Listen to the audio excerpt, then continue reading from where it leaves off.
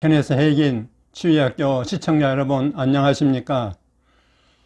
오늘은 이제 190강입니다. 190강 제목은 Faith School 4-5 Confidence 확신, 영어로 Confidence, 우리말로 확신. 소제목은 성령의 증언을 듣고 아는 것이 확신이다. 성령의 증언을 듣고 아는 것이 확신이다. 이런 제목으로 말씀드리겠습니다. 이제 시작합니다. 여러분 안녕하세요. 믿음학교에 나오신 걸 환영합니다. 믿음학교는 우리의 믿음을 먹이고 우리의 영이 점점 강해지며 우리가 이기는 자가 되는 방법을 배우는 것입니다. 그것은 모든 하나님의 자녀를 위한 하나님의 뜻입니다. 하나님의 정해놓은 실패와 패배 같은 것은 없습니다. 하나님은 세상 사람들이 멋지고 훌륭한 삶을 사는데 반해 우리 믿는 사람들은 병들고 패배하며 파산하고 혼동하도록 정해놓지 않으셨습니다. 예수님이 우리를 대신하셨습니다. 우리의 죄와 실수에 대한 모든 심판을 받으셨습니다. 그는 우리의 연약한 것과 우리의 질병을 담당하셨고 우리의 통증을 가져가셨습니다. 그가 징계를 받음으로 우리가 평화를 얻게 되었습니다. 심지어 예수님은 우리를 위해 가난하게 되셨습니다. 왜 그렇게 하셨습니까? 우리가 그 모든 것들로부터 자유케 되도록 하기 위해서입니다. 우리는 의로워질 수가 있습니다. 우리는 치유받고 건강해질 수가 있습니다. 우리는 평화를 얻을 수 있습니다. 우리는 기쁨을 얻을 수 있습니다. 믿음학교는 우리의 믿음을 자라게 해서 주님의 값을 지불하고 사주신 것을 붙잡을 수 있게 해주는 곳입니다. 오늘 그의 뜻이 이루어지도록 우리 모두 믿음을 풀어서 기도합시다. 아버지여, 예수 이름으로 우리가 모든 믿음을 합심하여 계시의 말씀을 붙잡습니다. 우리가 주의 축복과 승리를 누리는 것이 주님을 기쁘시게 하는 것임을 알고 주님께 감사와 찬송을 드립니다. 우리는 주의 말씀을 듣고 잊어버리거나 듣기만 하지 않고 행하는 자가 되겠습니다. 예수님의 이름으로 기도합니다. 아멘. 오늘 또다시 이번 주간 내내 살펴보았던 성경 히브리서 11장 1절을 보겠습니다. 믿음은 바라는 것들의 실상이요 보지 못하는 것들의 증거니. 영 박사의 문자역은 이렇게 말합니다. 믿음은 바라는 것들의 확신이며 보지 못하는 것들의 확신이다. 히브리서 10장 35절은 그러므로 너희 담대함을 버리지 말라. 이것이 큰 상을 얻게 하느니라 했습니다. 또 38절입니다. 나의 의인은 믿음으로 말미암아 살리라. 또한 뒤로 물러가면 내 마음이 그를 기뻐하지 않으리라 하셨느니라. 이 말씀은 히브리서 11장 6절과 잘 맞습니다. 믿음이 없이는 하나님을 기쁘시게 하지 못하나니, 왜냐하면 믿음은 확신하는 것이기 때문입니다. 뒤로 물러가는 것은 믿음이 아니며 하나님을 기쁘시게 하지 못합니다. 여러분이 담대할 수 있는 유일한 방법은 확신하는 것입니다. 어떻게 확신할 수 있습니까? 믿음은 들음에서 옵니다. 우리가 이전 클래스에서 공부한 대로 기름 부음이 된 선포된 말씀을 들음으로 믿음이 옵니다. 만일 당신이 그렇게 한다면 하나님의 기름 부어진 말씀이 당신의 두려움과 의심으로부터 여러분을 두려움과 의심으로부터 해방시킬 것입니다. 하나님이 말씀하신 것을 들을 때 그의 뜻이 무엇인가에 대해 우리의 영과 마인드를 안정시켜 줄 것입니다. 그의 말씀이 영원히 확정되었기 때문에 그것은 우리가 추측하며 의심하는 것을 그치고 영원히 확정하게 할 것입니다. 우리가 어제 살펴보았던 요한일서 2장 20절을 다시 봅시다. 너희는 거룩하신 자에게서 기름 부음을 받고 모든 것을 아느니라. 여러분에게는 기름 부음이 있습니다. 로마서 8장 14절은 이것이 어떻게 역사하는지 묘사합니다. 무릇 하나님의 영으로 인도를 받는 사람은 곧 하나님의 아들이라. 하나님의 아들, 여기서는 남성과 여성을 둘 다 지칭하는 말인데, 하나님의 아들은 하나님의 영으로 인도함 받을 것을 기대해야 합니다. 그들은 외부적인 요소들에 의해 인도받지 않습니다. 하나님께서 우리에게 마인드를 주셨습니다. 그러나 우리는 우리의 총명이나 이성으로 우리의 마인드로 인도함을 받으면 안 됩니다. 여러분은 잠언 3장 5절을 기억하십니까? 너는 마음을 다하여 여호와를 신뢰하고 내 명철을 의지하지 말라 했습니다. 왜 마음을 다하여 여호와를 신뢰합니까? 우리가 이전 클래스에서 배웠죠. 로마서에서 우리는 마음으로 믿는다라고 했습니다. 여러분에게 마인드와 총명이 있습니다. 그러나 여러분이 결정을 내릴 때에는 여러분의 이성, 여러분의 총명을 의지하지 마십시오. 여러분의 마음에 받은 것을 의지하십시오. 마음을 다하여 여호와를 신뢰하십시오. 다시 로마서 8장 14절로 돌아가서 무릇 하나님의 영으로 인도함을 받는 사람은 곧 하나님의 아들이라 했습니다. 하나님의 영이 어디 있습니까? 그는 우리의 속사람 안에 있습니다. 15절입니다. 너희는 다시 무서워하는 종의 영을 받지 아니하고 양자 영을 받았으므로 우리가 아빠 아버지라고 부르짖느니라 했습니다. 디모데가 말했습니다. 하나님이 우리에게 주신 것은 두려워하는 마음이 아니요 오직 능력과 사랑과 절제하는 마음이니 했습니다. 여러분은 그것을 이렇게 말할 수 있을 것입니다. 하나님의 영으로 인도함을 받고 두려움의 영으로 인도함을 받지 말라. 그것은 배워야 할 정말 중요한 교훈입니다. 만약 여러분이 두려움으로 인도함을 받는다면 결국 원수 마귀가 여러분을 인도할 수 있습니다. 그러면 원수 마귀는 여러분을 어디로 인도할까요? 그는 여러분을 멸망으로 인도하고 실패로 인도할 것입니다. 두려움은 우리 모두가 경험한 바와 같이 약한 두려움에서부터 완전한 공황 발작 이르기까지 두려움의 정도가 다를 뿐이지 다 동일한 두려움의 영입니다. 내가 소년이었을 때 어떤 어려운 상황을 겪고 있었는데 그것이 나를 두렵게 하고 나를 괴롭혔습니다. 나는 그 일을 어떻게 해야 할지 몰랐는데 하나님의 성령이 내가 깨닫지 못하는 가운데 나를 인도하고 있었습니다. 성령 시편 23편을 기억나게 하셨습니다. 내가 사망의 음침한 골짜기로 다닐지라도 해를 두려워하지 않을 것은 주께서 나와 함께 하심이라. 내가 믿음이나 고백 그런 것들에 관해 어떤 것도 배우기 전에 나는 그냥 왜 내가 그런 말을 하는지 알지도 못하면서 이렇게 말하기 시작했습니다. 내가 사망의 음침한 골짜기로 다닐지라도 나는 해를 두려워하지 않겠습니다.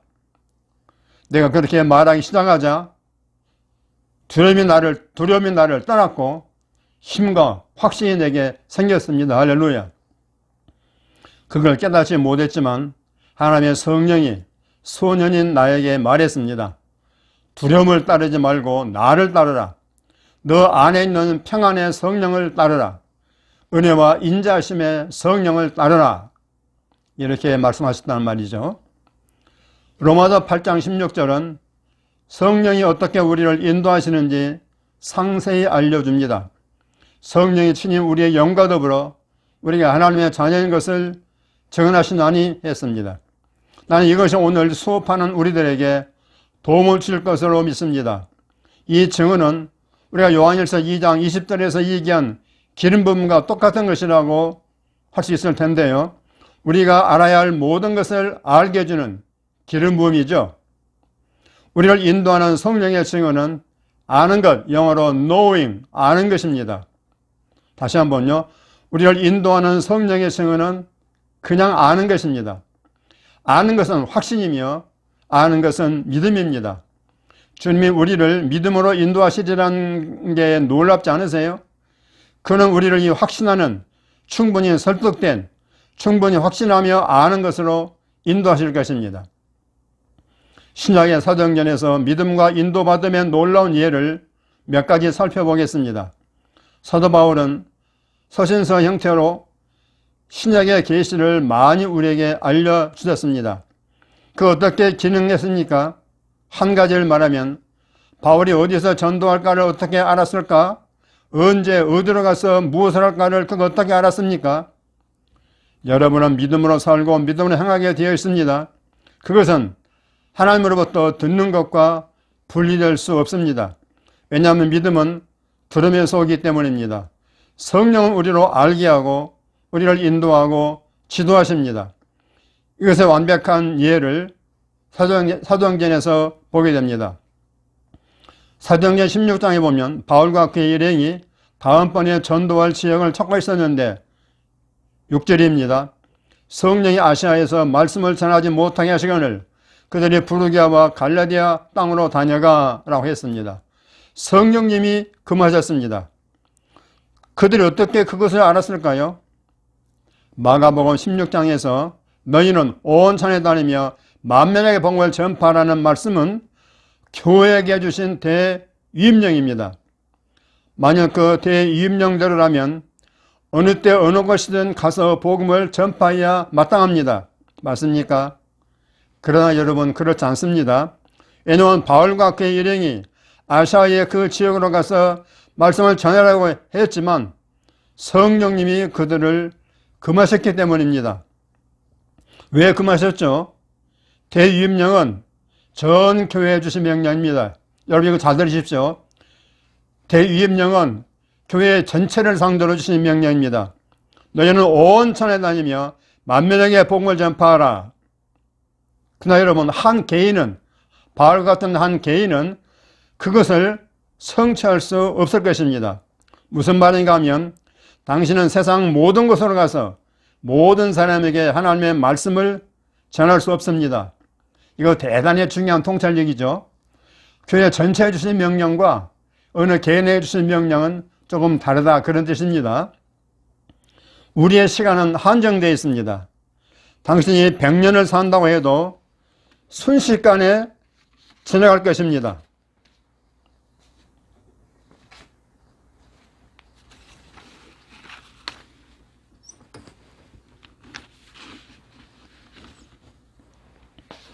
얼마 동안은 성장하고 얼마 동안은 잠자고 얼마 동안은 먹고 맞습니까 여러분? 그러므로 믿음학교와 같은 사역을 해야 할 우리의 남은 기간은 아주 귀중한 시간입니다. 그러면 우리가 언제 어디서 믿음학교를 해야 합니까? 아내인 필리스와 내가 이 믿음학교를 하기 위해 그런 것들을 어떻게 알았을까요? 우리가 그렇게 할 수 있는 유일한 방법은 하나님으로부터 듣는 것이며 성령님의 인도를 받는 것입니다. 이어서 7절은 말합니다. 무시 앞에 이르러 비두냐로 가고자 애쓰되 예수 영이 허락하지 아니하시는지라 했습니다. 여기 또 다른 장소가 나오는데 지금은 거기로 가서 전도하려고 하지 말라고 하셨습니다. 무시아를 지나 두로아로 내려갔는데 밤에 환상이 바울에게 보이니 마게도냐 사람 하나가 서서 그에게 청하여 이르되 마게도냐로 건너와서 우리를 도우라 하거늘 바울이 그 환상을 보았을 때 우리가 곧 마게도냐로 떠나기를 힘쓰니 이는 하나님이 저 사람들에게 복음을 전하라고 우리를 부르신 줄로 인정함이르라. 8절에서 10절 말씀입니다. 그래서 그들은 마게도냐로 갔습니다. 어떻게 전달이 됐든 간에 그게 내적 증거이든 성경 말씀에서 깨우치는 것이든 꿈이든 환상이든 결과는 지금 바울이 알게 되었다는 사실입니다. 여러분은 그게 이해가 되었습니까? 이제 여러분은 알게 되었습니다. 바울과 같은 위대한 영적인 사람일지라도 의심을 했습니다. 여러분이 그 아는 것, 그 확신이 없다면 성령 인도를 받지 못한 것입니다. 이것이 하나님의 뜻이라고 아는 것이 없다면 믿음으로 그걸 행할 수 없습니다. 믿음으로 그걸 행할 수 없다면 하나님을 기쁘시게 할 수 없습니다. 그걸 능력 있게 할 수 없습니다. 그걸 승리하며 할 수 없습니다. 이길 수 없습니다. 우리의 모든 것을 알게 해주는 그런 아는 것, 그런 성령의 기름 부음을 받아야 합니다. 아내인 필리스와 나는 사역을 하면서 그런 일을 여러 번 경험했습니다. 우리가 교회를 시작해야 하는 시점이 왔습니다. 어디서 시작해야 하나? 미국은 너무 크고 넓습니다. 세계는 너무 크고 넓습니다. 맞아요? 그럼 어디서 교회를 시작해야 할까요? 장소를 보고 찾는 시간이 얼마간 필요했습니다. 우리가 생각할 시간이 조금 있었습니다. 여기가 좋을까? 저기가 좋을까? 그러나 성령님이 우리를 금했습니다. 그러다 우리는 여기가 어떤가 생각했습니다. 성령님이 허락하지 않았습니다. 그런데 결과적으로 뭔가가 떠올랐습니다. 우리가 그것을 바라보면 볼수록 더 많이 알게 되었고 더 많이 기도했습니다. 그리하여 우리는 정착할 장소를 알게 되었습니다. 여러분, 이게 이해가 되십니까? 여러분이 그 지점에 이르게 되면 여러분은 주님으로부터 들었을 뿐만 아니라 또한 인도도 받은 것입니다. 여러분은 주님으로부터 들었기 때문에 믿음을 갖게 되었습니다. 그렇게 아는 것이 확신입니다. 그렇게 아는 것이 확신입니다. 여러분이 믿음으로 그렇게 할 때 하나님의 자원이 그것을 확증해 줄 것입니다. 할렐루야. 그것이 주님을 기쁘시게 할 것입니다. 바울이 그렇게 움직였습니다. 우리에게도 동일한 성령이 계십니다. 그분이 우리를 인도하고 지도하십니다. 빌립보서에서 이걸 볼 수 있습니다. 이게 굉장히 중요합니다. 이 두 경우는 아주 놀랍습니다. 바울이 이렇게 살았던 것입니다. 여러분, 바울이 믿음으로 살았다고 믿죠? 믿음으로 행했고 하나님을 기쁘시게 했습니다. 우리가 이런 일에 대해 배운 것의 대부분은 바울의 저작을 통해서였습니다. 빌립보서 1장에 보면 바울은 이제 그의 생과 사역의 마지막에 가까이 왔습니다. 그는 그의 강력한 후원 파트너였던 빌립보 교회 성도들에 대해 언급합니다. 빌립보서 끝부분에 보면 그들이 여러 번 바울에게 성역 헌금을 보내는 이야기를 하고 있습니다. 빌립보 교회는 바울 목사님을 사랑했고 그에게 재정 지원을 했습니다. 그런데 빌립보 1장 20절부터 이렇게 말합니다. 나의 간절한 기도와 소망을 따라 아무 일이든지 부끄러워하지 아니하고 지금도 전과 같이 온전히 담대하여, 이 담대하다는 말은 이게 믿음을 지칭하는 말입니다. 살든지 죽든지 내 몸에서 그리스도가 존귀하게 되게 하려 하나니 이는 내게 사는 것이 그리스도니 죽는 것도 유익함이라.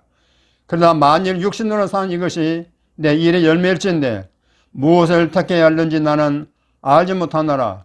20절 22절 말씀입니다. 여러분은 바울의 입장을 이렇게 말할 수 있습니다.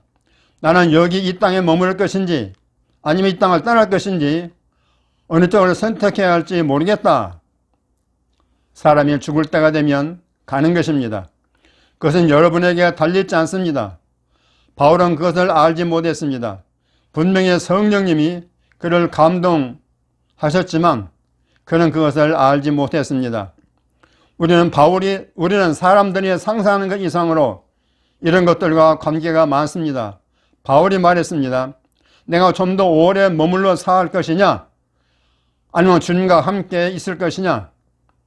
주님과 함께 있는 게 여기 있는 것보다는 더 나은데 나는 어느 쪽인지 모르겠다. 당신이든 바울이든 우리 모두가 때로는 어떻게 해야 할지 모르는 곳에 있게 됩니다. 바울이 말했습니다. 그러나 내가 너희에 대해 생각할 때 너희는 나의 도움이 필요하다. 나는 너희를 도울 수 있다. 내가 육신으로 내 몸 안에 있게 된다면, 내가 좀 더 오래 살 수 있다면 내가 너희를 도울 수 있다. 너희를 돕는 게 필요하다. 이렇게 말했습니다. 그러므로 바울이 편지를 쓰고 있을 때에도 그는 내가 여기 이 땅에 더 있을까 아니면 떠날까, 내가 거기 가서 복음을 전할까라고 말하고 있는 게 이해가 됩니까? 그가 믿음으로 그렇게 할 수 있기 전에 무엇이 일어나야 합니까? 믿음으로 행하기 전에 성령으로부터 받아야 합니다. 그것이 모든 것에서 승리하는 열쇠입니다. 나는 우리가 거기로 가서 복음을 전하는 게 하나님의 뜻이라는 것을 안다. 라고 말할 수 있도록 확정을 해야 합니다. 그래서 여러분이 그걸 알고 믿음으로 행할 때 하나님이 여러분과 함께 하실 것입니다. 하나님의 성령이 여러분을 돕고 인도하실 것입니다. 그리고 천사들이 여러분을 보호할 것입니다. 그러니까 여러분을 지원하기 위해 여러 사람들을 붙여주실 것입니다. 내 말은 그게 성공할 것이라는 뜻입니다. 내 말은, 기스몬 목사님의 말은 그게 성공할 것이라는 뜻입니다. 그러나 알지 못하고 확신도 하지 못하고 글쎄 우리 한번 해보지요. 이렇게 말하면서 떠날 때 그렇게 하다가 재난을 당하고 그렇게 하다가 불행한 일을 만나게 되는 것입니다. 바울은 믿음의 사람입니다.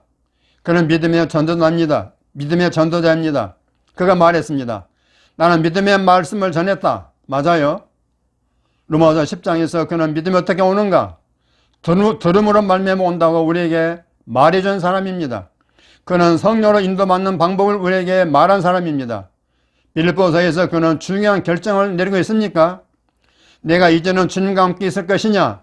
아니면 여기에 좀 더 오래 있을 것이냐? 이것이 큰 문제입니다. 우리가 인생에서 큰 결정을 어떻게 합니까? 똑같은 방법으로 합니다. 우리는 이 성경책, 여러분이 가지고 있는 성경책에 코를 박아야 합니다. 코를 박아야 합니다. 성경책에. 또 성령으로 기도해야 합니다. 하나님과 교통해야 합니다. 우리가 이 문제를 어떻게 해결할지에 대해 생각하고 내적인 증거를 체크하는 것입니다. 우리에게 내적인 증거가 없고 하나님의 성령이 우리로 알게 하지 아니할 때 우리는 그 일을 하지 않습니다. 왜냐하면 우리는 마음에 확정이 안 되었고 알지 못하기 때문입니다. 그러나 우리가 계속 그 일을 바라보고 그 일에 대해 성경 말씀을 계속 먹는다면, 또 우리가 계속 그 일에 대해 성령 안에서 기도를 한다면 하나님의 뜻인 그 일은 우리에게 뚜렷하게 드러나기 시작할 것입니다. 그러면 우리는 그 일에 대해 더욱더 확신을 갖게 될 것이며 마침내 그 확신이 우리의 영 안에서 솟아 올라올 것이며 우리는 그 기름 부음에 의해 아는 것을 가지게 됩니다. 다시 말하면 알게 된다 그 말이죠. 우리는 알 필요가 있는 그 때와 장소에 대해서 알아야 할 모든 것을 압니다. 그리하여 마치 바울이 여기서 했던 것처럼 우리는 이렇게 말합니다. 오케이, 나는 알았다. 나는 바로 지금 주님과 함께 있으려고 하지 않을 것이다. 나는 빌립보와 에베소 교회 여러분과 함께 있을 것이다. 나는 여러분과 함께 있을 것이다. 나는 이런 확신을 가졌다. 나는 그것을 안다. 할렐루야. 그게 바로 믿음인 것입니다. 여러분 모두 큰 소리로 따라 하십시오. 나는 믿음으로 행합니다. 나는 믿음으로 삽니다. 나는 믿음으로 세상을 이깁니다. 나는 믿음이 강해져서 하나님께 영광을 돌립니다. 할렐루야. 오늘 시간이 다 됐군요. 할렐루야. 감사합니다. 자, 여러분 어떻게 들으셨습니까? 이제 믿음학교 네 번째 주간 영어로 confidence, 확신에 대해서 5번 말씀드렸습니다. 이번 강의는 거의 한 5일 간격으로 해가지고 1주, 2주, 3주, 4주, 5주 것을 이렇게 연달아 이어서 강의했습니다. 그리고 다음부터는 이제 또 이제 치유에 대해서 여러분에게 말씀드리려고 합니다.